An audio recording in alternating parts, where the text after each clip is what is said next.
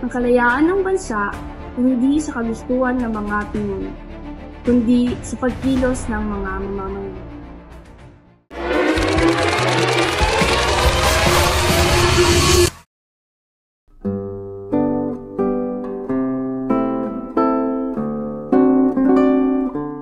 Ang Ilog Pasig, maraming kwento, masaya at malungkot. Kung may nais kang ipaiwatig sa salitang malungkot, Kapitan, ano ba ang nangyari? Sa totoo lang, marinig ko ang pangalan ng ilog. Naalala ko pa ang kwento ni Juan Crisóstomo Ibarra. Ibarra, parang narinig ko na ang pangalan na yan. Ano ba talaga ang nangyari sa kanya? Senador Simon, ikaw ay namumutla. Parang ang paglalakbay na ito ay medyo mahirap sa katulad mo. Mabuti man ako, Padre Florentino. Huwag na natin pag-usapan ang hirap ng paglalakbay. Tara at pakinggan natin ang kwento ni Ibarra. Si Ibarra, anak ni Rafael Ibarra, nag-aral sa Europa, ngunit sa kanyang pagbabalik, nalaman niya ang kanyang ama pumanaw. Ano ang nangyari kay Maria Clara? Nagpakasal sa kay Linares? Maaari ko tapusin ang kwento. Kaibigan ko ang nag-ambon kay Maria Clara at alam ko ang buong kwento.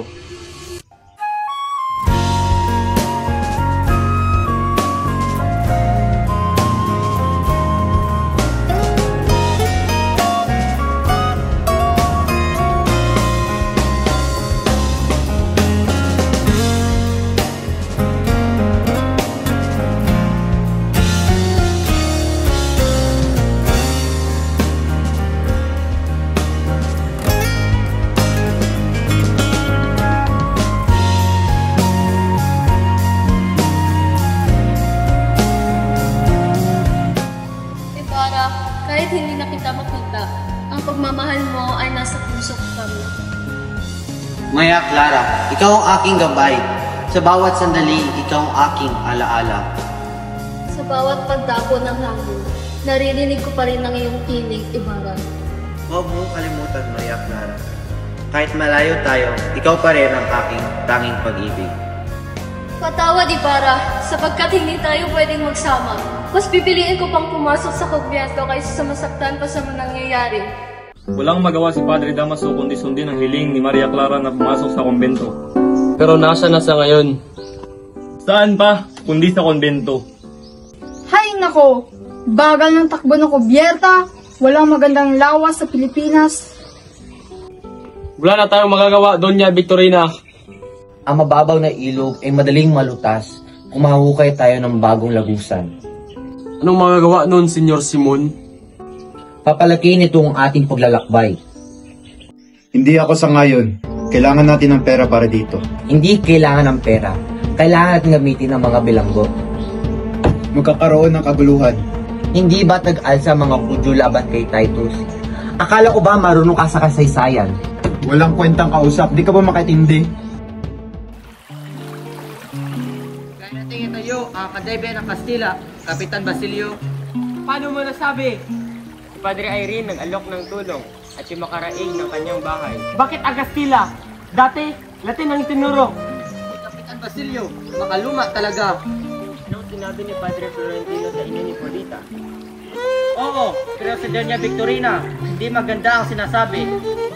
Talaga bang gusto niya hanapin ang asawa niya? Oo, ngunit kung hindi, maaaring mawala sa akin ang aking pinakamamahal. Pero sa totoo, si Don Tiburcio ay nagtatago kasama ang aking tiyo. Hindi Apo, hindi kita papayagan ng paalipin. Ayaw mo rin, Lolo. Ngunit ito na lang ang paraan upang makabayad kay Itay. Bakit hindi mo lang ibenta yung lakit na ibinigay sa iyo ni Basilio? Hindi ko kayang gawin iyon. Mas pipiliin ko pa magpalipin kaysa isuko ang racket. Kabag-kabag ang buhay ni Tales. Nagtanggol ko siya laban sa mga prele. Ngunit yun lang ang nangyari sa kanya. Ikaw huli, ipapaalipin ka ba para lang sa iyong ama? Oo, Lolo. Hindi ko ito ginusto. Ngunit para sa aking ama, gagawin ko ito. Ikaw ay isang napakabuting anak. Ang mga lahas na ito ay hindi lamang para sa kasiyahan, kundi para sa mas mataas na layunin. Simon, ikaw may kakayang magtagumpay. Ang iyong plano ay tiyak na magbubunga ng tagumpay. Di ko pinapansin ang mga Kastila at mga pari. Ang layunin ko ay upang makamit ang katarungan.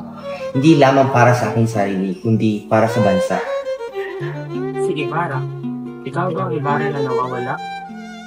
Si Timon, siya nga, iisa sila.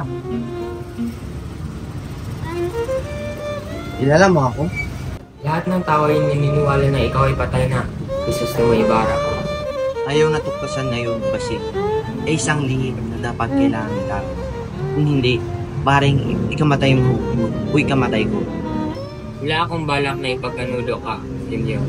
O sabihin mo yan, sapagkat pwede may mga pusong nilalayon ng katarungan.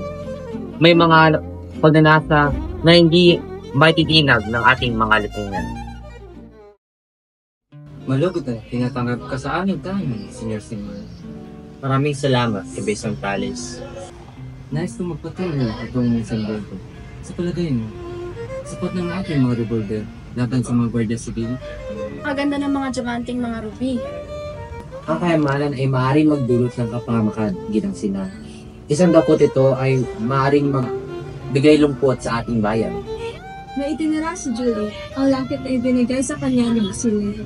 Mahalaga sa kanya ang lakit na yon. Mas pinili niya magpaalila kaysa iwan ito. Paano napasa kamay ni Basilio ang lakit na iyon? Ibinigay ito ni Maria Clara para sa kanya. Cabezon Palace. Nais ko itong bilhin.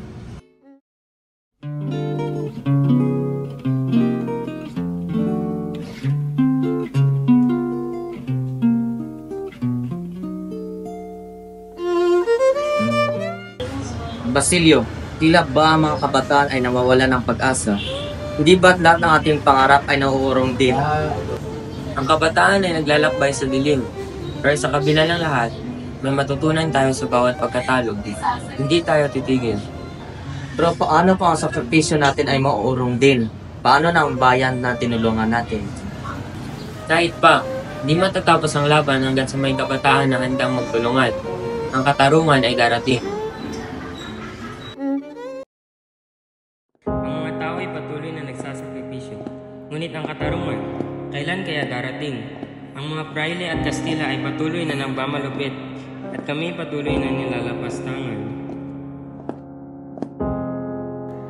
Kung si nanay ay nabuhay pa, sana ay makita niya ang mga sakripisyo namin ay may kabuluhan. Ngunit sa ngayon, ang buhay ay tila na walang pag-asa.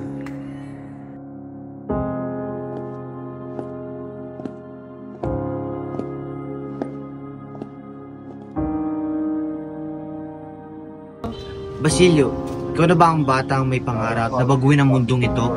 Pinanganak kami upang magdusa. Ngunit may mga araw na naiisip ko, di ba't may paraan upang magbago ang lahat? Ang mga naghahangad ng katarungan na hindi natatakot sumuong sa mga alon ng pagbabago. Ngunit paano? Ang gobyerno ay makapangyarihan. Paano natin makakamtan ng kalayaan? Hindi sa lahat ng oras ay manatili silang makapangyarihan. Ang tunay na lakas ay sa ating pagkakaisa. Pagtutulungan? Baka nga. Nais ko rin magiganti para sa mga naapi. Para kay nanay at sa lahat na nagdurusa. Tulad mo, ako rin nagsimula sa pangarap. Nais ko rin baguhin ang takbo ng ating bansa.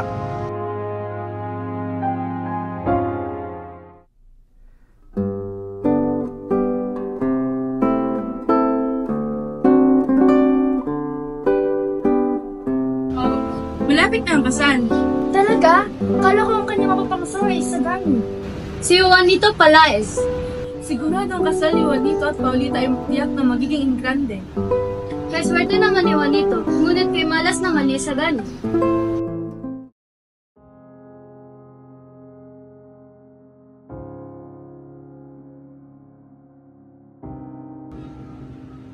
Paulita, totoo ba ang balita? Pangtawag ni Sagani. Hindi ba pinangako mo na magkasama kaya sa amin naharap? Ilang aking nararamdaman doon, ngunit ngayon ay nagbago na. Hindi ko kaya mawala ka. Mahal kita, ngunit inisapan ng ating pagmamahal upang magtagumpay sa buhay. Hindi ko kaya mawala ka. Patawag ni Sagani. Hindi.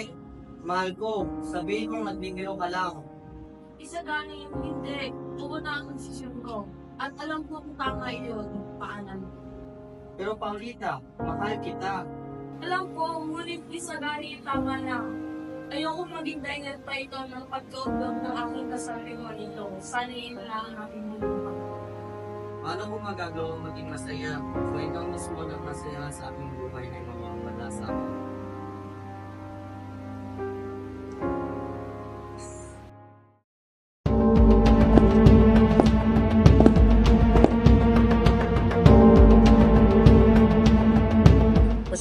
Inaaresto ka sa bisa ng batas.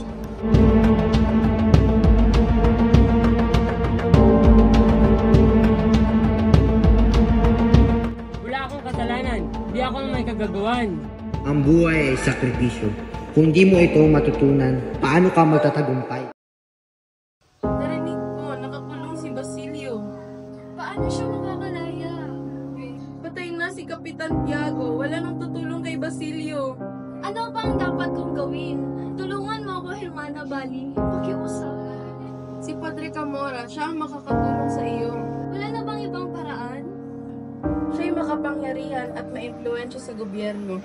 Siguradong matutulungan kanya upang mailigtas si Basilio.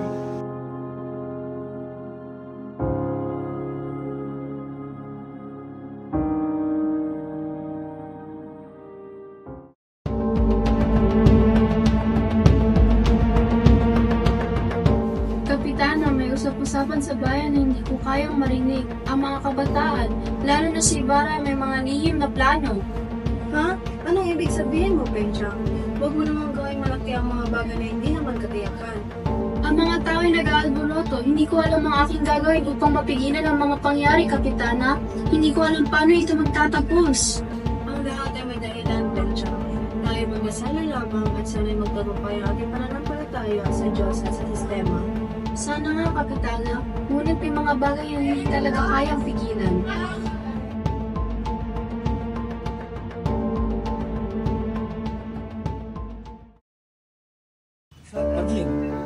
Senyor, naghahanap po sa inyo na nagngangalang Basilio. Bilisan mo at papasukin mo siya.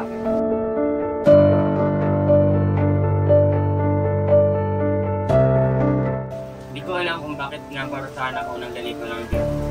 Ngayon, nandito ako upang magiganti.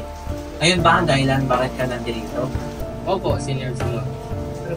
Una sa lahat, nais ko pa sana magpasalamat sa pagpapalaya sa akin. Ngayon, handa na akong tumulong upang makipagtik. Katarungan na sa atin ay hindi ko na nasimulan na magsilan. Dahil akala ko ito ay inabandon na. Wala akong pakialam sa sasabihin ng mundo. Wala namang ginawang mabuti sa akin ng mundo ito. At ang aking ina, kapatid, at kasintahan ay namatay dahil sa kawalan ng katarungan. Nasisiyahan ako sa iyong mga sinasabi sa Basilio. Ngayong gabi, magkita tayo sa San Sebastian. Ayon na gusto mo, Senyor.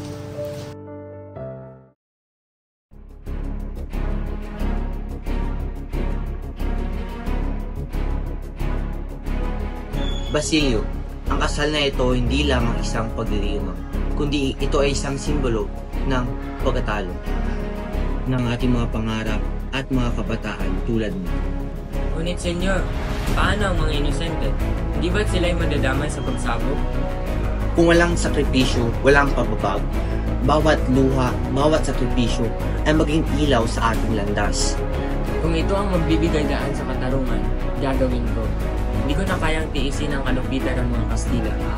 Tandaan mo, Basilio, ang apoy na atin parang ito ay hindi lamang naliliyabog sa kasal, kundi sa buong bayan, ang apoy sa pagbabago. Isagan! Nagpakita ka pa. Hindi ko akalain. Akala ko ba ay tapos na kami paglita? Maganda ang handaan, hindi ba? Ipinagmamalapit mo nito. Isang taong may kaya at may posisyon. Hindi gaya mo. Di ko po mapigilan ang sarili ko. Si Paulita, siyang aking mahal. Kung di po ako karapat-dapat sa kalagayan ko, wala po akong magagawa. Oo, hindi ka karapat-dapat isagay. Walang yaman, walang ari-arian. Paano mo mabibigay ang mga kagustuhan ni Paulita? Si Juanito, may kaya at siguradong mabibigyan niya ng magandang buhay si Paulita. Hindi ko po kaya magmayabang ng yaman. Ang tanging kayamanan ko lang po ay ang pagmamahal ko kay Paulita. At yun po ay wala sa anumang material na bagay. Nasasaktan ka ba? Wala kang maipagmamalaki. Si Juanito may dignidad, pero ikaw, wala. Ang halaga ng tao ay hindi nasusukat sa yaman. Maghanap ako ng paraan upang mapabuti ang buhay namin. Kahit wala akong kayamanang dala. Umalis ka na sa harap ko! Sinisira mo ang araw ko!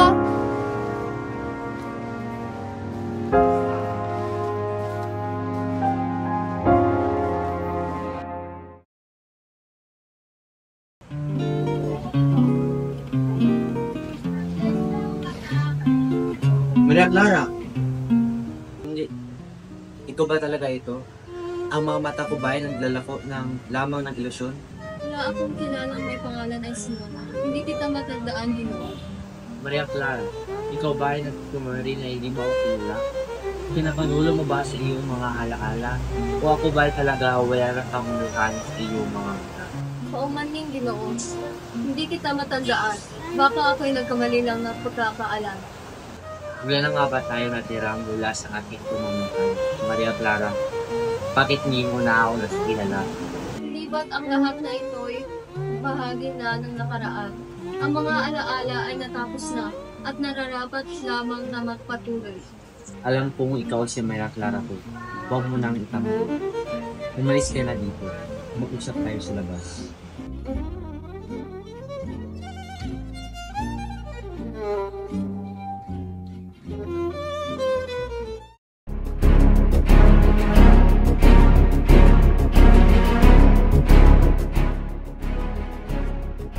Isagani, ba't ka naririto? Wala. Gusto ko lang masilay ng panghuling pagkakataon na aking minamahal. Dahil bukas ay nasa iba na siya. Wala ng oras. Kailangan mo nang umalis. Bakit? Anong meron? Ba't namumutla ka, Basilio? Gusto mo bang mamatay? Kamatayan? Matagal ng patay ang puso ko simula nung iniwan ako ng aking pinakamamahal. Hihintay ang kamatayan sa bahay na iyan. Anong ibig mong sabihin, Basilio? Para makalaya sa kamay ng malulupit, kailangan silang masakbo. Ang lamparang handog ni Senior Simon ang magiging dahilan ng malawakang pagsabog sa tahanan kung nasaan ang piging.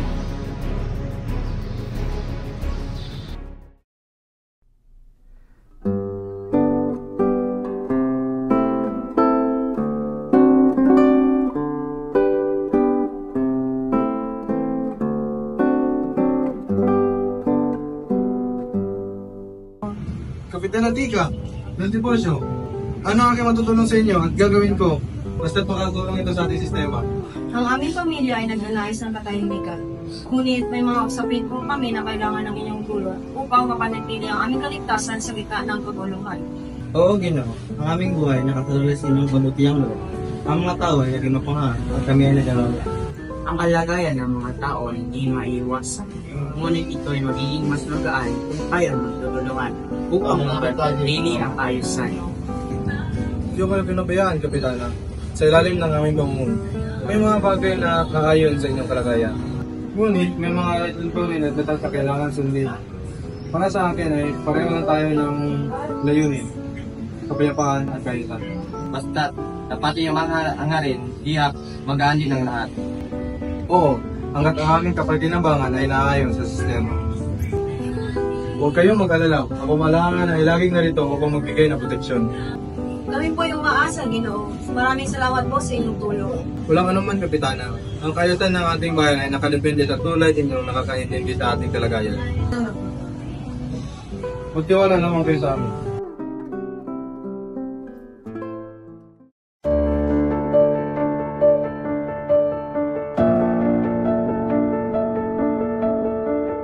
Manang Casal Pares at nilagdaanan niya Juan Crisostomo Pares.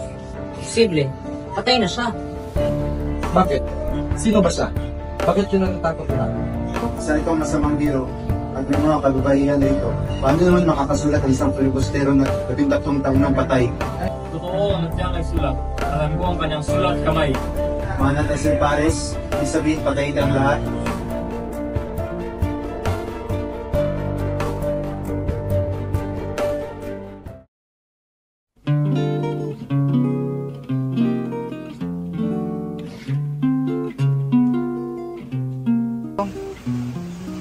Maria Clara, hindi ko akalain na ikay buhay pa.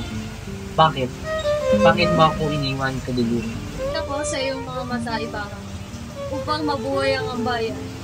Hindi ako pwedeng maghintay sa pag-ibig na hindi para sa akin. Ngunit ako, Maria Clara, ako'y naglalakbay ng galit at tubigan ko. At ikaw ay isang tao na hindi ko nakilala. Hindi mo alam ang dinanas ko, Ibarra. Maria Clara, hindi ko alam. Hindi ko inisip ang mga tinugdaan ko na ito. At ako, naglakbay sa dilim ng pagigan ko. Hindi ko kayang balikan ang mga araw na nawala. Hindi na tayo magtatakbo sa pagmamahal, Ibarra. Ang ating landas ay naghiwalay. Ang aking landas ay para sa bayan at ang iyo ay paghihiganti. Ang mga sugad ng nakaraan ay mabuhubog sa atin. Ngunit, hindi na ako ang mapinggan ko. At hindi na ako ang dalagang naghintay. Ang tanging kong pag-ibig ay ang aking bayan. Ang ating pangarap ay naghihiwalay pa.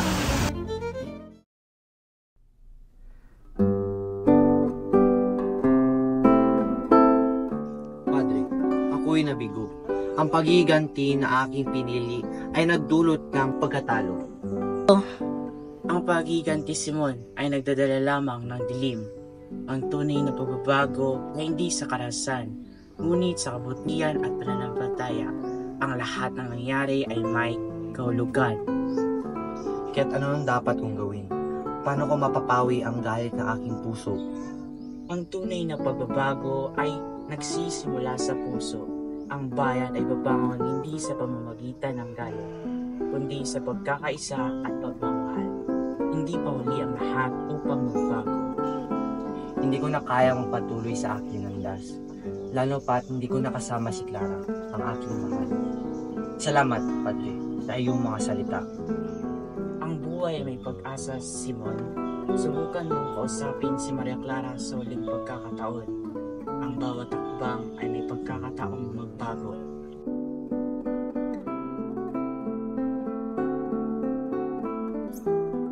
Maria Clara, huli na ang lahat.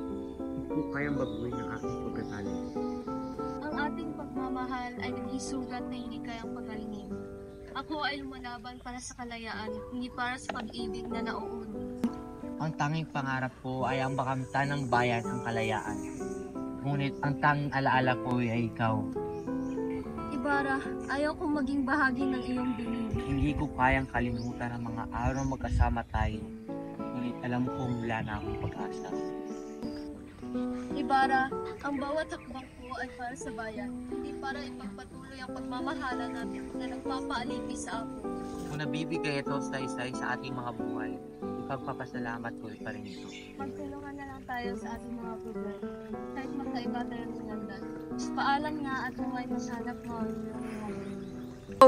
Paalam, Maria Clara. Salamat sa lahat ng itulong mo sa aking buhay. Naway magtagumpay ka sa iyong laban.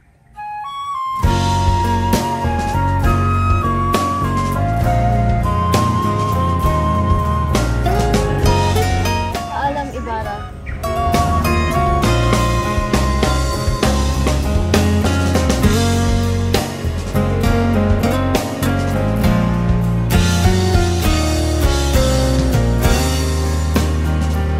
Paalam talaga, Ibarra.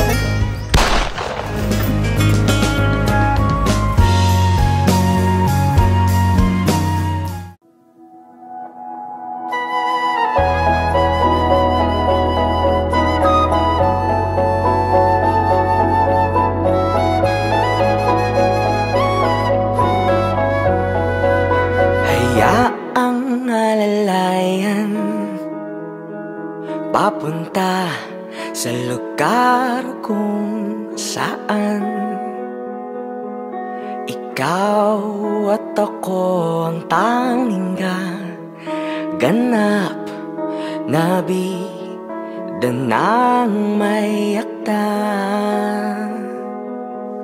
Hiya'y nawala ng mahagkan at biglang natanong sa'king sarili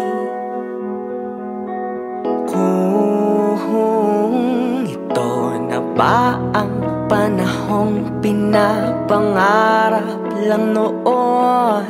Ako'y nararahoy, ngunit kapato, ba't ganon? No.